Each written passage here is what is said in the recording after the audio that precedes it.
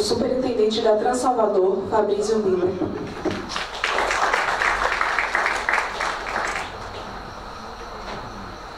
O diretor de Planejamento de Transportes, Eduardo Leite.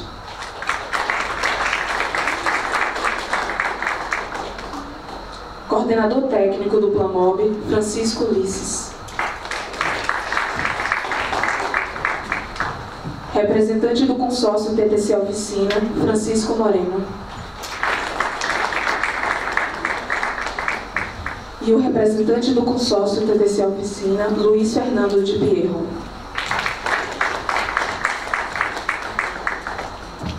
Passo a palavra para o secretário.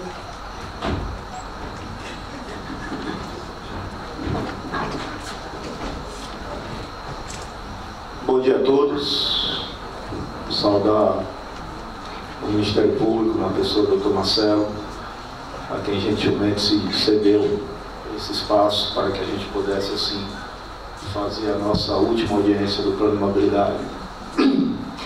O Plano de Mobilidade, que começou, doutor, fazendo escutas.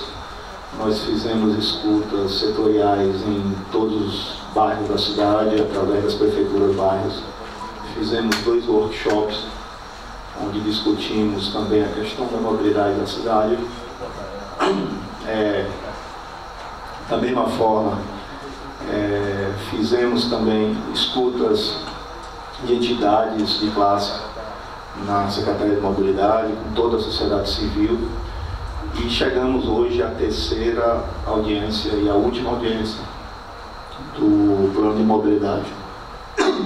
Na verdade, quando a gente diz a última audiência do Plano de Mobilidade, a última audiência do Plano de Mobilidade do ponto de vista administrativo, porque nós sabemos que, com a finalização do processo que se dá aqui hoje, esse plano é encaminhado para a Câmara de Vereadores, e na Câmara de Vereadores se zera tudo, ou seja, se começa um amplo debate, debate através das comissões da Câmara, debate através dos parlamentares, ou seja, é um rito típico, como aconteceu no PDDU. Várias emendas foram colocadas na Câmara de Vereadores.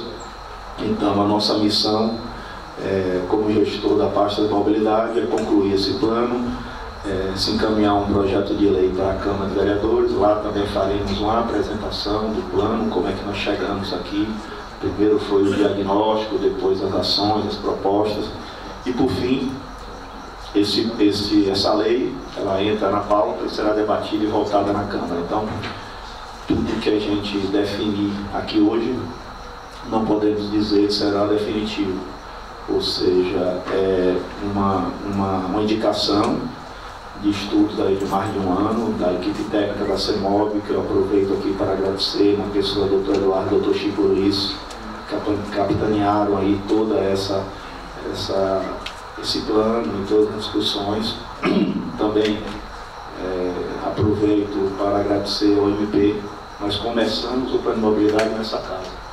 A nossa primeira audiência, nós fizemos questão disso, foi que tivesse sido feito nessa casa. Aqui com a doutora Cristina Seixas, nós iniciamos e fizemos a abertura do plano de mobilidade na primeira audiência pública. E fizemos questão também de finalizar hoje aqui também nessa casa. Nós entendemos que essa casa é a casa fiscal da lei, é a casa que dá respaldo à sociedade, ao direito de cidadania das pessoas, e não poderíamos fazer um plano de mobilidade começando e terminando no MP. Então, são essas as minhas palavras. Desejar uma boa audiência, lembrando que o tema é o Plamob, é o Plano de Mobilidade.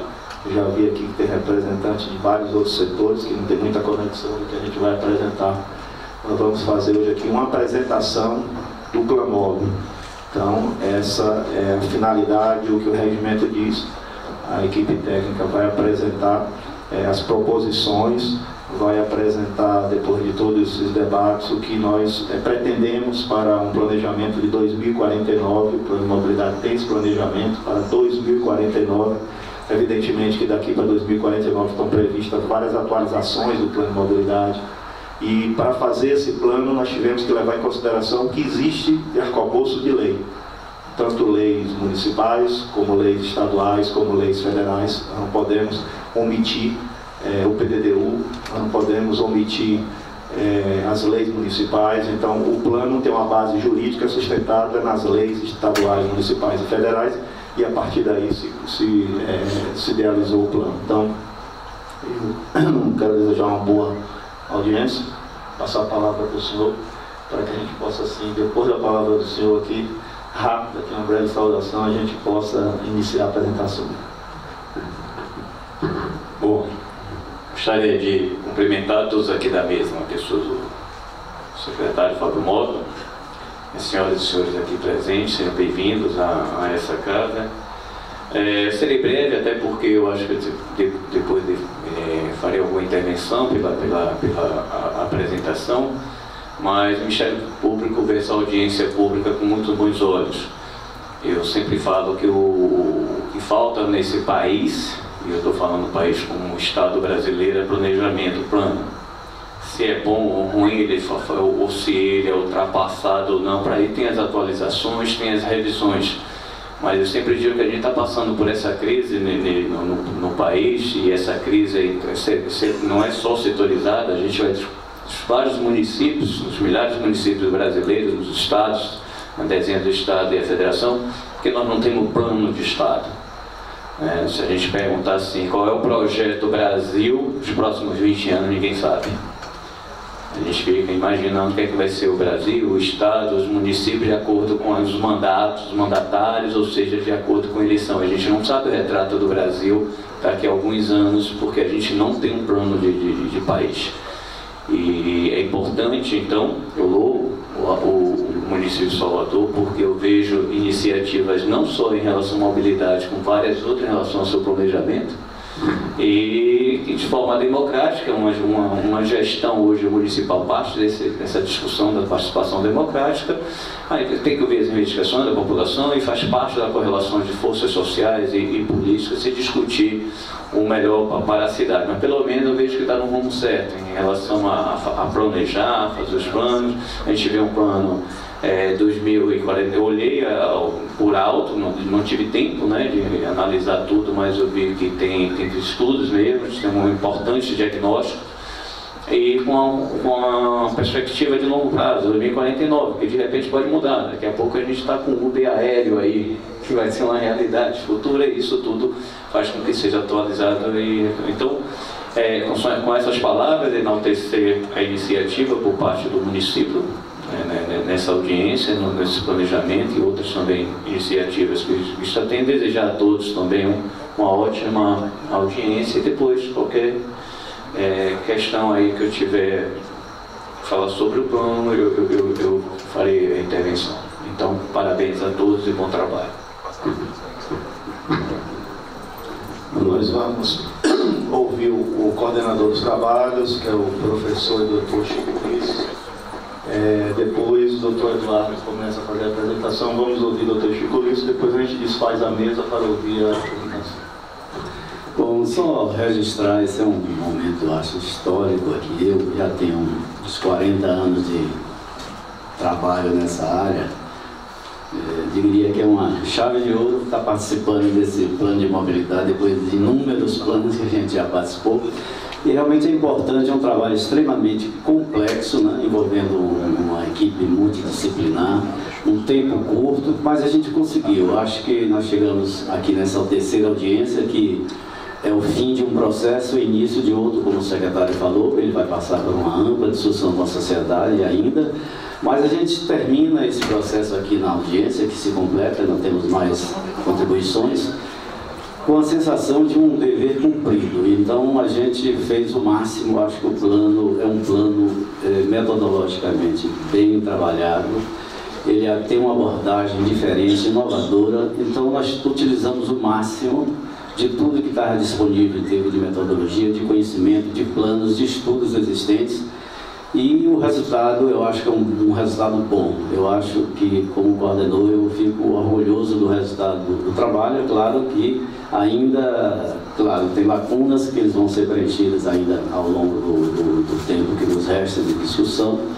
E agradecer a equipe que realmente foi um esforço muito grande de fazer esse plano de extrema complexidade num prazo tão curto e com resultado tão bom, no nosso entender. Era isso, e aí a gente vai ver o resultado de uma forma sintética de tudo que foi produzido desses 8 meses. É isso aí, vamos em frente. Salvador está de parabéns. Tá bom, vamos fazer a mesa para a gente ver a apresentação aí do Dr. Eduardo e a equipe técnica da TTC Auxílio.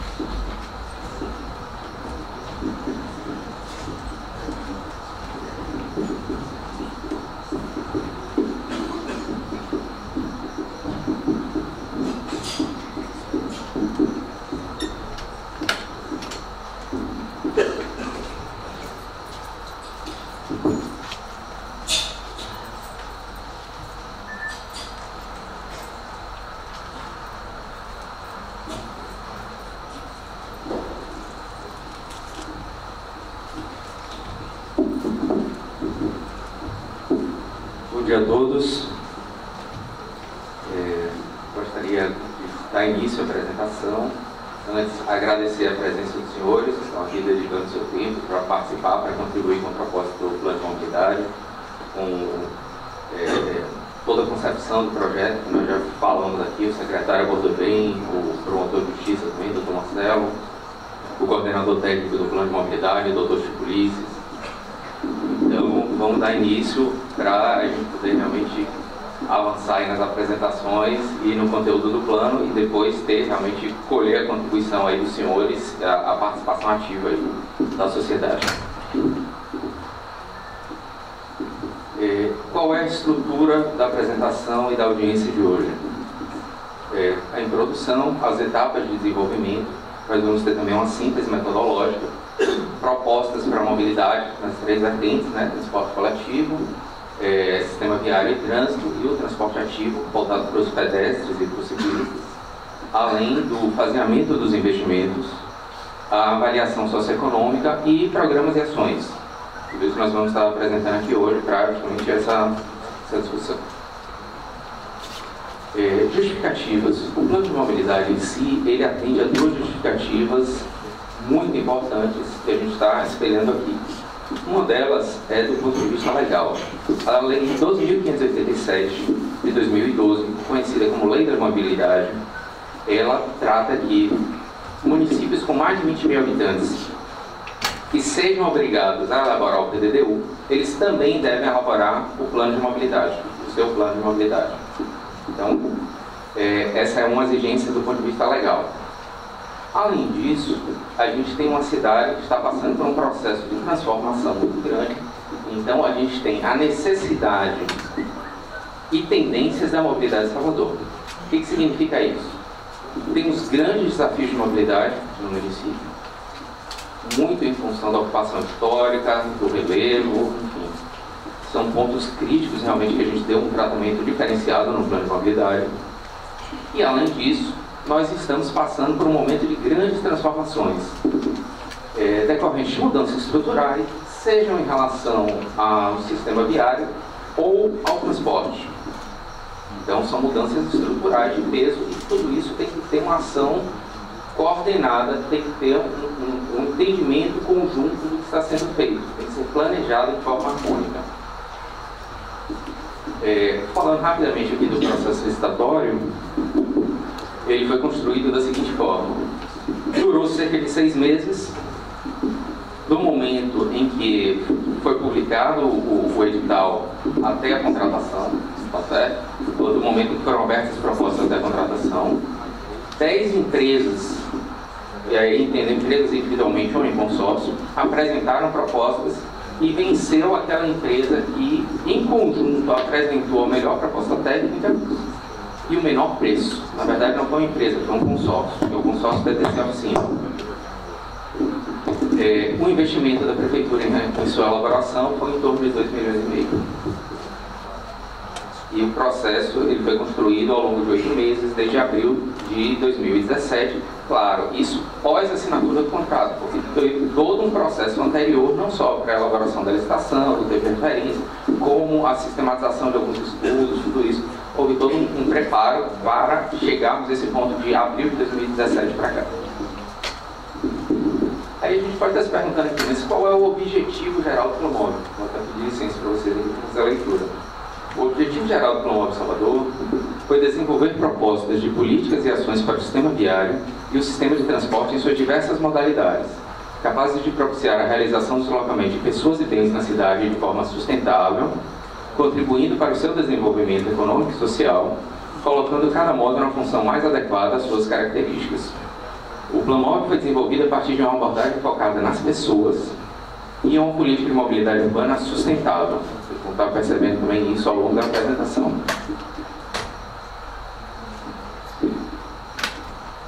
Vamos destacar agora as contribuições do plano. Eu acho que a contribuição mais importante, não é à toa que a gente inicia por ela, foi justamente a participação social. Então notem o seguinte.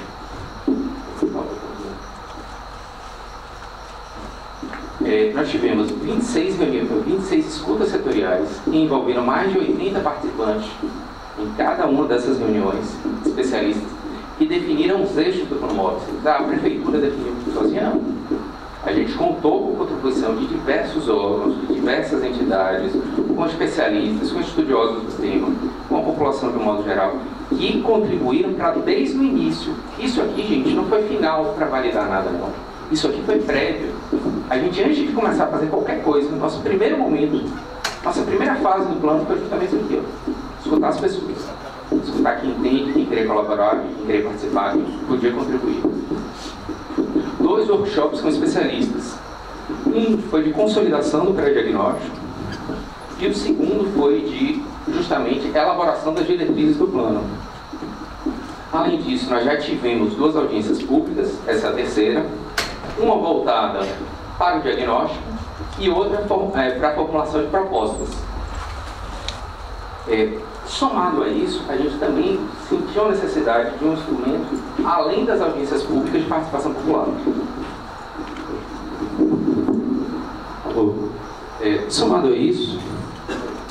Somado a isso, a gente sentiu a necessidade de um instrumento diverso das audiências públicas em que a gente pudesse construir, juntamente com a sociedade, a elaboração do plano e ouvir diretamente o que as pessoas escutam.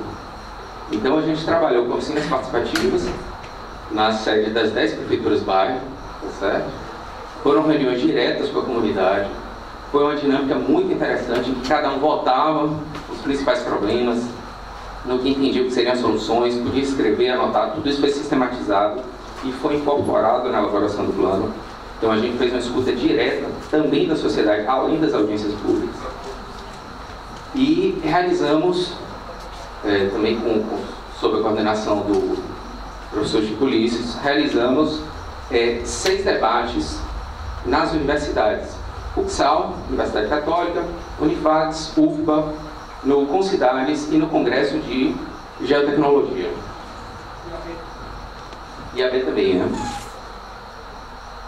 Bom, aqui, gente, está ilustrando bem, porque às vezes a gente falando assim não tem ideia de como é que foi o processo para quem não acompanhou, não participou. Aqui são imagens das 26 escutas, tá certo? Aqui, por exemplo, a escuta na UFBA, algumas na secretaria. Esse mapa aqui é interessantíssimo, porque ele é um mapa que ele não é uniforme, ele mostra o relevo da cidade. Então ele está em escala, não sei se dá para visualizar aqui, mas ele apresenta justamente uma das grandes dificuldades de Salvador, que é em relação ao relevo, para você trabalhar com transporte e mobilidade. Essa daqui foi uma reunião do Conselho Municipal de Transporte, na Secretaria, presença também do superintendente da Transporte e secretária. Foi realizado em agosto. Tivemos um workshop de pré-diagnóstico, foi realizado em junho de 2017, foi no Hotel Otton, com a presença aqui dos especialistas, convidados, estudiosos, professores. A primeira audiência pública, que foi, voltamos à casa inicial, quando o processo se iniciou em relação ao debate público, foi aqui, justamente nesse mesmo auditório, no dia 16 de agosto. Tivemos também um workshop de diretrizes para a política de mobilidade. Esse workshop ele foi, na verdade, realizado no Hotel São Salvador, Convenções. Também a gente percebe, houve uma dinâmica muito interessante com painéis. Os convidados, eles sistematizavam as contribuições, porque não adianta só deixar as pessoas conversando ou falando. É interessante você ter um espaço também para tudo isso ser sistematizado.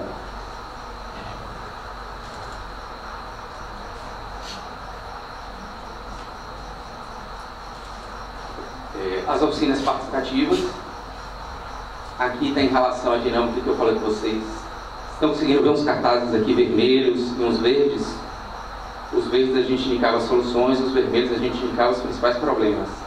Então a gente tinha um momento de apresentação inicial, depois tinha toda uma dinâmica e a sociedade realmente participou muito, debatia, discutia, tratava, e não, isso aqui vamos mudar, vamos.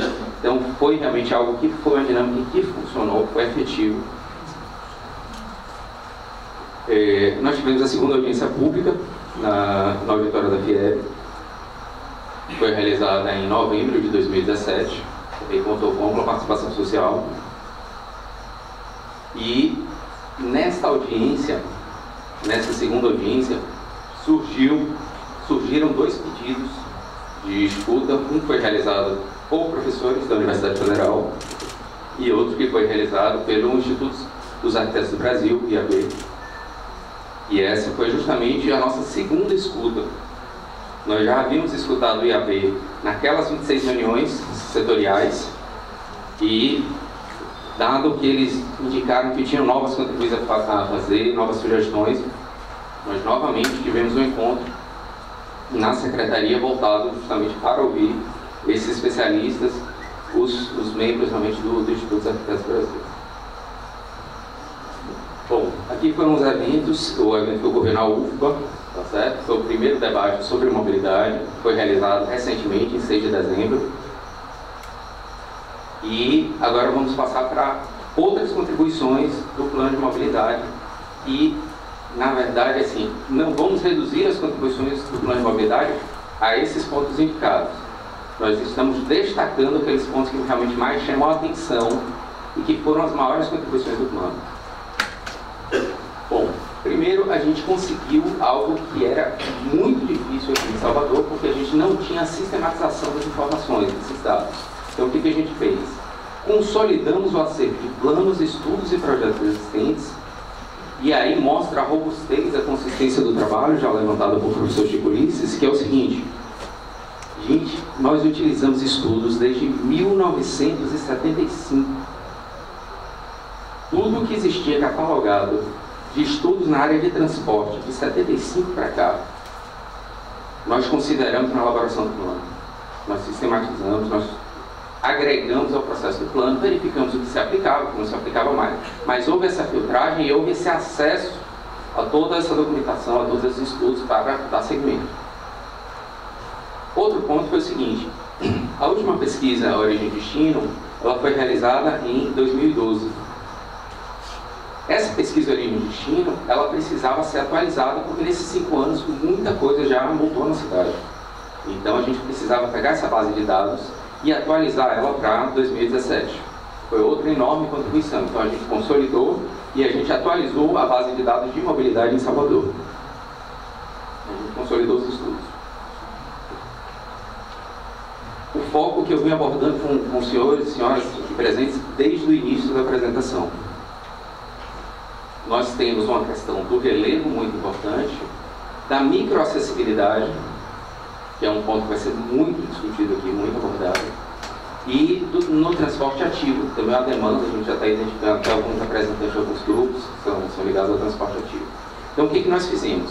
Uma análise crítica da microacessibilidade ao transporte coletivo, considerando o relevo, a conectividade e a renda, de forma espacializada, ou seja, analisando de acordo com as características espaciais do município. avaliação do transporte ativo, pedestres e bicicletas, com a realização de pesquisas sobre a qualidade de calçadas, no acesso aos pontos de ônibus, UPAs, escolas, metrô, etc., além de um estudo de caminhabilidade no centro da cidade, que foi da Praça da Sé até o Campo Grande. Por que esses locais aqui foram escolhidos, gente? São locais com grande movimento de pessoas. São locais em que você percebe uma forte utilização do transporte coletivo. Então a gente fixou esse critério e analisou como é que estariam as calçadas desse entorno para amostragem. Espacialização do transporte vertical para o acesso aos eixos de transporte de alta e média capacidade. Então a gente analisou não só em relação ao que já está implantado, como o que está em implantação e o que será ainda feito, né? Os modais de maior capacidade. Como, por exemplo, o metrô, o futuro BRT, o futuro VLT e assim vai.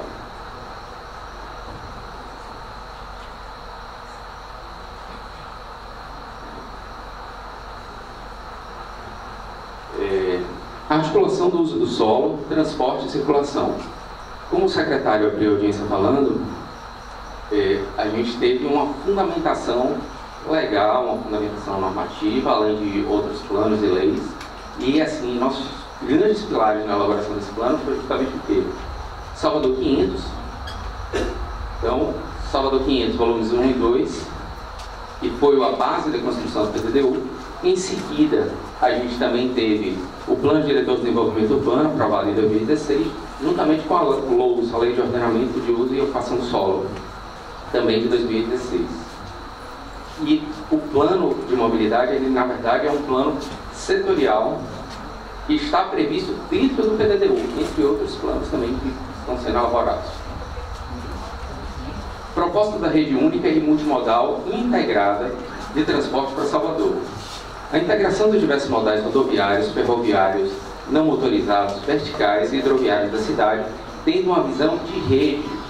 Claro que esses transportes, a maior parte deles já existiam, outros vão ser acrescidos, mas a gente tem que considerar o seguinte: o entendimento não isolado de cada um desses modais. O entendimento ele deve ser enquanto rede, deve haver uma integração.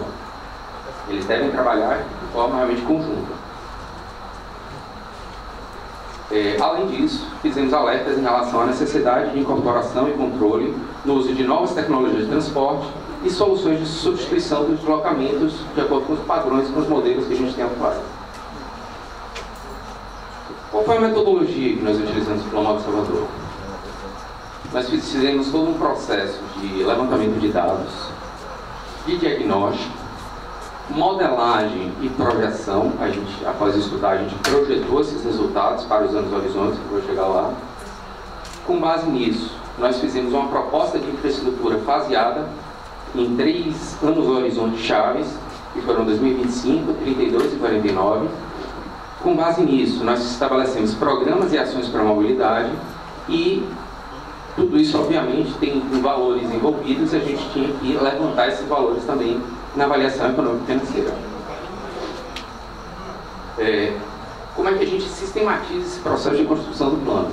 Iniciamos com o diagnóstico, com base nele fizemos o prognóstico, tivemos também todo o processo de participação social. Esses 3 elementos nos levaram às diretrizes consolidadas, que nos levaram às propostas, considerando o transporte coletivo, o transporte individual e o transporte ativo. O transporte ativo, leia-se, entenda-se, pedestres e bicicletas. Com isso, a gente chegou na estimativa de custos e faseou a implantação desses investimentos, com base naqueles anos horizontes apresentados.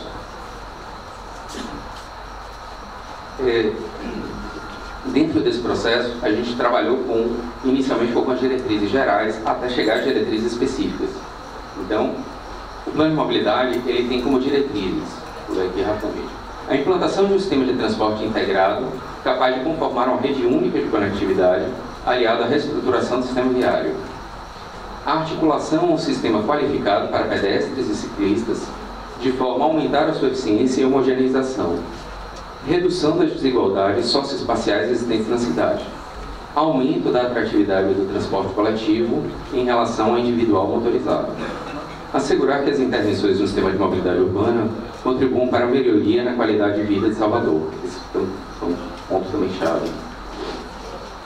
Com base nessas diretrizes gerais, nós estabelecemos a diretriz do transporte coletivo para o transporte individual, certo? E também para o transporte ativo. Transporte coletivo. Estabelecer uma rede única integrada, fomentar o uso de novas tecnologias e energias limpas, expandir a rede de média e alta capacidade, priorizar a circulação do transporte coletivo e do transporte ativo, expandir o sistema de informação aos usuários, planejamento e gestão integrado com a rede metropolitana de transporte coletivo e estimular a melhoria na qualidade de prestação de serviços. Transporte individual. Completar a infraestrutura viária para melhorar a conectividade da rede. Organizar a circulação dos veículos de carga e operação de carga e descarga. Garantir a fluidez do trânsito. Estabelecer um programa de regulamentação de velocidade. Ampliar o uso de novas tecnologias de controle e fiscalização eletrônica. Organizar a circulação do trânsito em centralidades. Implementar uma política de estacionamento. Dentro do transporte ativo, primeiro ponto, promover a acessibilidade universal, estimular a requalificação das calçadas, garantir a microacessibilidade, ampliar a oferta de infraestrutura cicloviária, fomentar a intermodalidade no modo cicloviário, diversificar e incentivar o uso da bicicleta compartilhada, determinar a implementação de bicicletários para ciclos junto aos polos geradores de tráfego. Valorizar a cultura da utilização de bicicleta, não só como meio de lazer, mas também como meio de transporte. Quais foram os cenários de intervenção que foram analisados pelo plano de mobilidade? Aqui estão a gente considerou a demanda, os cenários urbanos, e aí a gente parte do ano que nós iniciamos o trabalho, 2017, 2025, em seguida 2032 e 49. Eu já vou explicar para os senhores aqui presentes e senhoras o porquê da escolha desses anos horizontes. Além disso, a gente considerou o cenário da rede de oferta com uma rede atual, com o que a gente chama de rede mínima e rede máxima, também que a gente vai estar explicando mais detalhes ao longo da apresentação.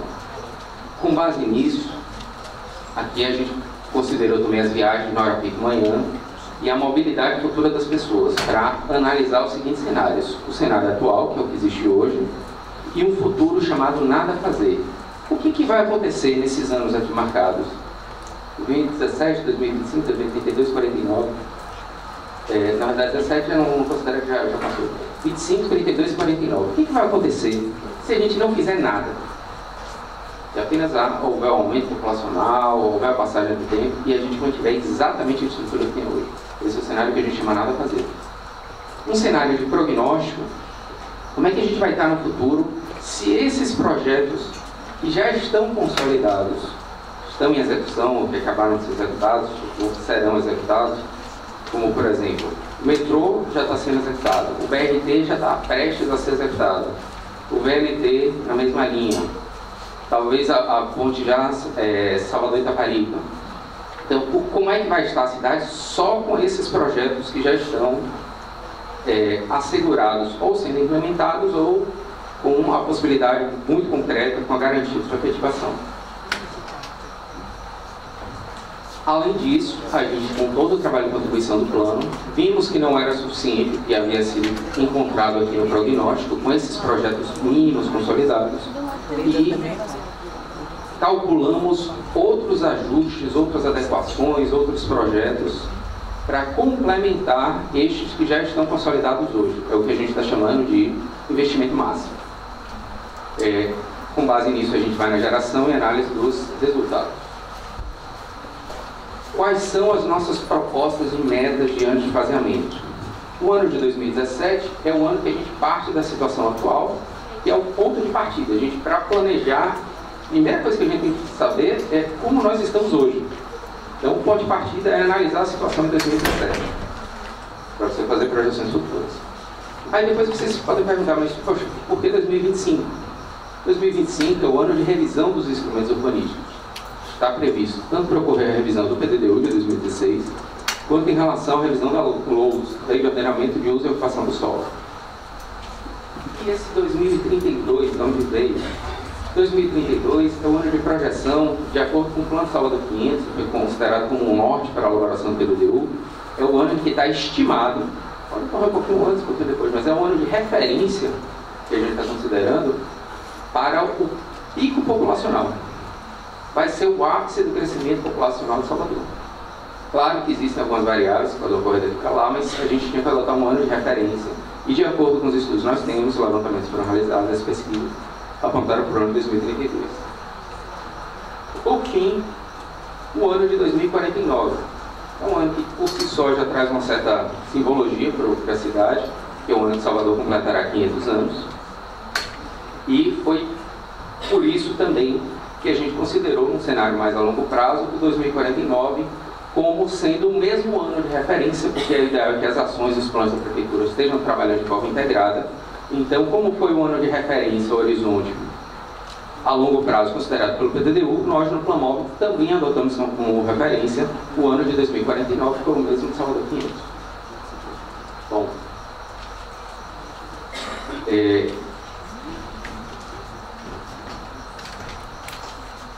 vou passar a palavra agora para o Dr. Francisco Moreno, representando aqui o consórcio da TC Oficina, para dar continuidade à apresentação e aproveitar para agradecer a oportunidade.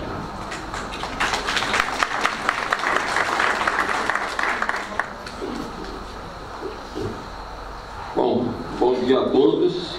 É um grande prazer que a gente está aqui tentando explicar o nosso trabalho, um trabalho corrido, exaustivo, intenso, feito nesses 8 meses que nós ficamos dedicados praticamente integralmente a esse trabalho, e o resultado dele a gente vai tentar transmitir para vocês de uma forma muito sintética. Na verdade, são relatórios que, com várias análises que nós tivemos que fazer. O que eu vou mostrar aqui hoje é uma coisa muito simples, muito sintética de tudo que foi feito. Quer dizer, o mais adequado era realmente ler exaustivamente essa documentação. Aqui é simplesmente uma síntese para mostrar o conjunto do que o plano propôs. Bom, primeiro, o seguinte.